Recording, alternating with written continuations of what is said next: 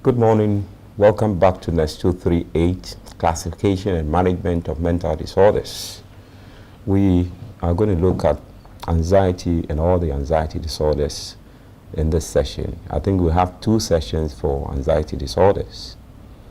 So, anxiety is a normal and adaptive response which prepares an individual to take on tasks that require extra effort, for example, prior to interviews, examinations, and appointments, meeting one's lover for the first time, and admission to hospital, etc.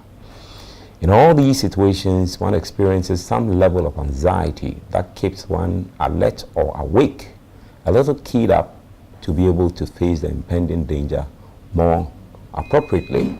Before we proceed, I just want us to look at a few concepts. The concept of fear, conflict, frustration, and stress. Stress is the wear and tear that life causes on the body. It occurs while a person has difficulty dealing with life situations, problems, and goals. Examples: for many people, new public speaking is scary, but for teachers and actors, it is an everyday enjoyable experience. Marriage, childbirth, airplane, a new job, a new school, and leaving home are examples of stress-causing events. Fear is the emotional response to a consciously recognized and usually external threat to danger. Example of fear is fear of snake. And our conflict is a feeling of discomfort as a result of competition between 2 goals of similar importance. Frustration, on the other hand, occurs where there is a barrier between a person and his goal. Although anxiety is a normal phenomenon, yet in most cases, anxiety gets out of control by the person and becomes morbid. By morbid, we say it enters into a disease state. Anxiety state or morbid anxiety. This is a condition in which a patient shows prolonged and exaggerated or excessive anxiety with physiological changes. The condition appears inappropriate to the situation or excessive in degree.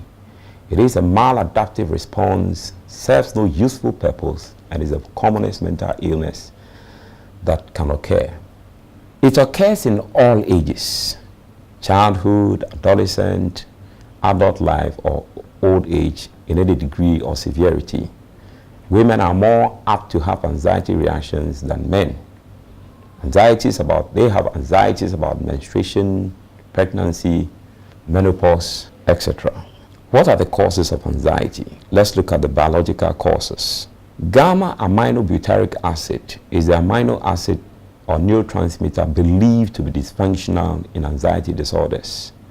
Insel 1986 has proposed that anxiety state occurs as a result of malfunctioning of the neurotransmitter gamma-aminobutyric acid. This could be an agent factor. Behavioral theory. The behavioral theories view anxiety as being learned through experiences. Conversely, people can change or unlearn behaviors through new experiences. Behaviorists contend that disturbing behaviors that develop and interfere with a person's life can be extinguished or unlearned by repeated experiences guided by trained therapy. So the behaviorist is saying that anxiety is learned. And if it is learned, then it can be unlearned. You can be helped to unlearn it. The interpersonal theory. Harrison Stack Sullivan viewed anxiety as being generated from problems in interpersonal relationships. Caregivers can communicate anxiety to infants or children through inadequate nurturing, agitation when holding or handling the child, and distorted messages. He stressed the relation of the genesis of anxiety to the emotional bond between mother and child, especially until the child is 27 months old. The anxiety of the mother is transferred to the child. The psychoanalytic theory. Sigmund Freud viewed a person's innate anxiety as a stimulus for behavior, otherwise views anxiety as a defense against the anxiety experienced by the ego, as it mediates between the id impulses and those of the superego. Unfortunately, too much of the defense mechanisms also inhibits emotional growth and leads to poor problem solving. The genetic theory, anxiety may have an inherited component because first-degree relatives of clients with increased anxiety have a higher rate of developing anxiety, but this idea is largely inconclusive. Precipitating factors, mainly environmental. Anxiety disorders may be caused by the following conditions, especially where they persist. These are actual or potential threats to self-concept. Examples are threat of being referred in an exam. Value systems, ideals or beliefs. Example, the nurse whose religion forbids abortion may experience severe anxiety when the operation is being performed. Personal security system, loss of affection from spouse, possibility of being burgled, etc. Stability of the environment, threats of civil war, earthquake, etc. In recent times, we had this Hurricane Matthew in Haiti, and these are examples of the stability of the environment.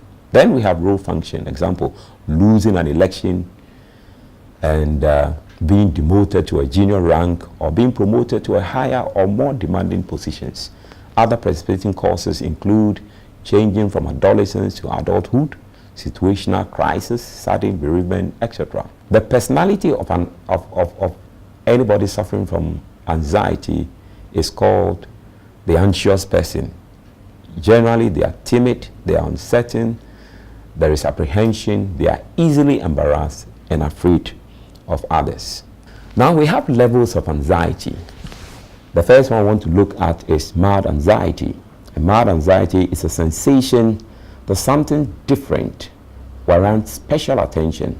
Sensory stimulation increases and helps the person focus attention to learn, solve problems, think, act, feel, and protect himself. Mild anxiety often motivates people to make changes or to engage in goal-directed activities. Example, it helps students to focus on studying for an exam. Then we have moderate anxiety. It is the disturbing feeling that something is definitely wrong. The person becomes nervous or agitated. The person can still process information, solve problems, and learn new things with assistance from others. He finds it difficult to concentrate, but can be redirected to the topic. Example, the nurse might be giving pre-operative instructions to a client who is anxious about the upcoming surgical procedure. As the nurse is teaching, the client's attention wanders, but the nurse can regain the client's attention and direct him or her back to the task at hand. Severe anxiety. A person with severe anxiety has trouble thinking and reasoning. Muscles tighten and vital signs increase. The person paces, is restless, irritable, and angry. The next level is panic. In panic, the emotional psychomotor realm predominates with accompanying fight, flight, or freeze responses. Adrenaline surge greatly increases vital signs. The pupils enlarge to let in more light, and the only cognitive process focuses on the person's defense. We now want to look at the types of anxieties that we have. We have generalized anxiety disorder, we have phobic reactions, we have panic attacks, we have post-traumatic stress disorder, and we have obsessive compulsive disorder. So let's look at these ones one after the other. The first one I want to look at is phobia or phobic reactions. Phobic reaction is an irrational fear of an object, activity, or situation that is out of proportion to the stimulus and result in avoidance of the object or situation. The avoidance of the object or situation relieves the individual of anxiety. Phobias are the most common form of anxiety disorders.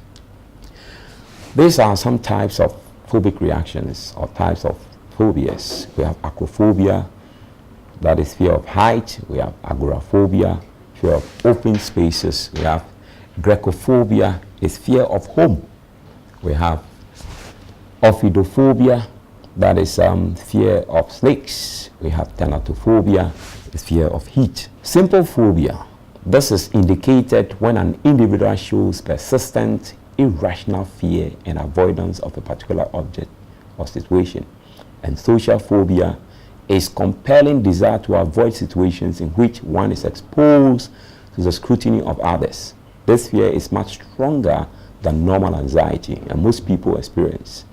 It is so strong that one has to avoid the situation altogether. Examples are fear of speaking in public, writing or signing documents in front of others, performing practicals, eating in public places, such persons are likely to abuse alcohol or drug as a means of decreasing the anxiety. How do we manage phobias? Desensitization, flooding, implosion, or we give drugs such as the benzodiazepines. The next type of anxiety we want to look at is panic attacks. This is characterized by unpredictable and acute attack of anxiety that is not specific to a particular object or situation. They are not caused by any medical problem or substance abuse and are followed by a period of distress. What are the symptoms of panic attack?